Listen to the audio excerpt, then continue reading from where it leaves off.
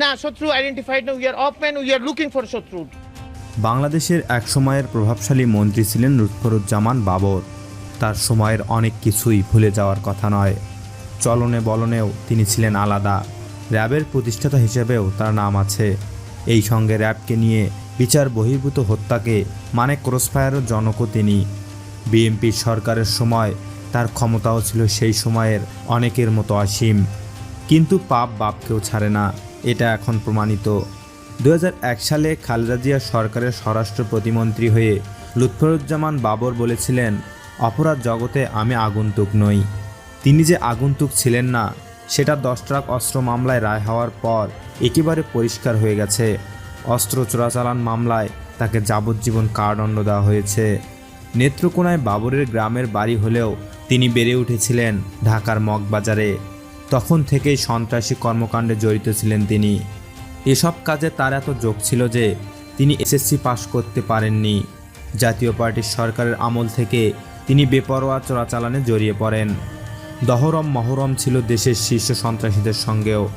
80-র দশক জুড়ে তিনি দৌর্দ প্রতাপে চোরাচালান চালিয়ে যেতে থাকেন। এ সময় তিনি মূলত ডিজিটাল ঘড়ি, বিশেষ করে সিকো ব্যান্ডের ঘড়ি চোরাচালানি করে তার ভাগ্যের চাকা ঘুরিয়ে দেন। কিন্তু তিনি 1996 সালে বিএনপিতে যোগ দিলে তার কলঙ্ক ঢাকা পড়ে। এ সময় তিনি বিএনপির কেন্দ্রীয় কমিটিতে স্থান করে নেন এবং নেত্রকোনা 4 আসন থেকে সংসদে নির্বাচিত হন। 2001 সালে তিনি সবাইকে অবাক করে দিয়ে স্বরাষ্ট্র প্রতিমন্ত্রীর দায়িত্ব পান। তার সরকারের আমলেই 2004 সালে ধরা পড়ে 10 ট্রাক অস্ত্রের চালান। পরবর্তী তত্ত্বাবধায়ক সরকারের আমলে 10 ট্রাক অস্ত্র চোরাচালানে বাবরের জড়িত থাকার বিষয়টি মামলার শুনানি থেকে বেরিয়ে আসে। 80-র দশক থেকে বাবরের সঙ্গে রওশন এরশাদের ঘনিষ্ঠ সম্পর্কের কথা জানা যায়। তখন তিনি রওশন এরশাদকে মা বলে ডাকতেন। বিমানবন্দরে রওশন এরশাদের ছেলে বলেই তিনি চোরাচালানিতে পার পেয়ে যেতেন। স্বরাষ্ট্র প্রতিমন্ত্রী হওয়ার পর তিনি 2001 সালে মগবাজার থেকে চলে আসেন। মগবাজারে থাকাকালীন তিনি মগবাজারের শীর্ষ সন্ত্রাসী আরমানের সঙ্গে একত্রিত হয়ে স্বর্ণ চোরাচালানির সঙ্গে জড়িয়ে পড়েন।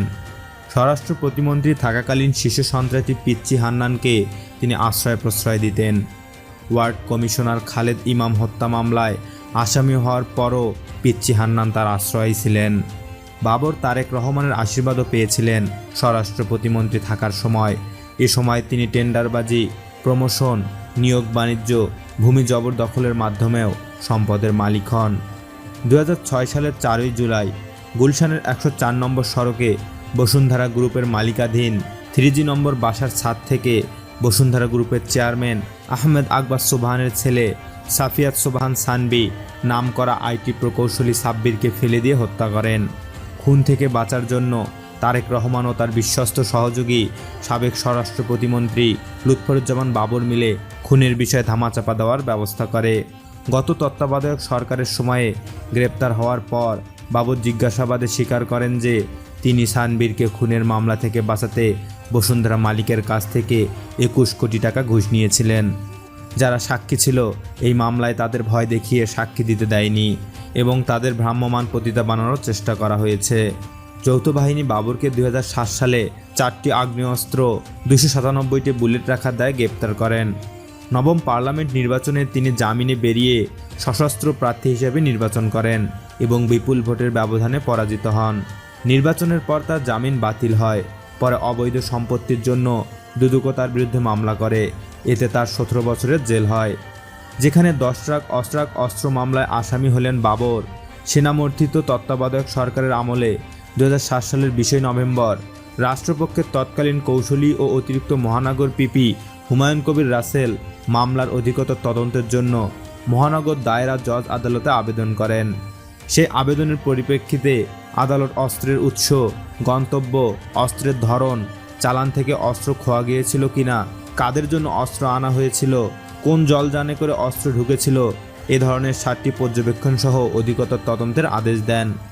সিআইডির এএসপি ইসমাইল হোসেন প্রথম দফা অধিকতর তদন্তের দায়িত্ব পেলেও তিনি তদন্ত শেষের আগেই বিদায় নেন। পরে সিআইডির চট্টগ্রাম অঞ্চলের সিনিয়র এএসপি মনিরুজ্জামান চৌধুরী 2009 সালের 29 জানুয়ারি তদন্তের ভার গ্রহণ করেন। মনিরুজ্জামানের তদন্তে বেরিয়ে আসতে থাকে ঘটনার সঙ্গে জড়িত রাঘব বোয়ালদের নাম। অধিকতর তদন্ত শেষে 2011 সালের 26শে জুন দুটি মামলা সম্পর্ক অভিযোগপত্র জমা দেন তদন্তকারী কর্মকর্তা মনিরুজ্জামান। এতে দুই মামলায় নতুনভাবে 11 জনকে আসামি হিসেবে অন্তর্ভুক্ত করা হয়, সেখানে বাবরকেও আসামি করা হয়। এর আগে 2010 সালের 3 অক্টোবর তদন্তকারী কর্মকর্তা আবেদন প্রেক্ষিতে আদালতের নির্দেশে 10 ট্রাক অস্ত্র মামলায় সেন অ্যারেস্ট দেখানো হয় বাবরকে। আর আজ সেই সময় স্বরাষ্ট্র প্রতিমন্ত্রীকে ফাঁসির আসামি করা হয়। এটা কোনো নিয়তি নির্ধারিত বিষয় নয়, বরং রাষ্ট্রের জন্য অত্যন্ত কলঙ্কজনক।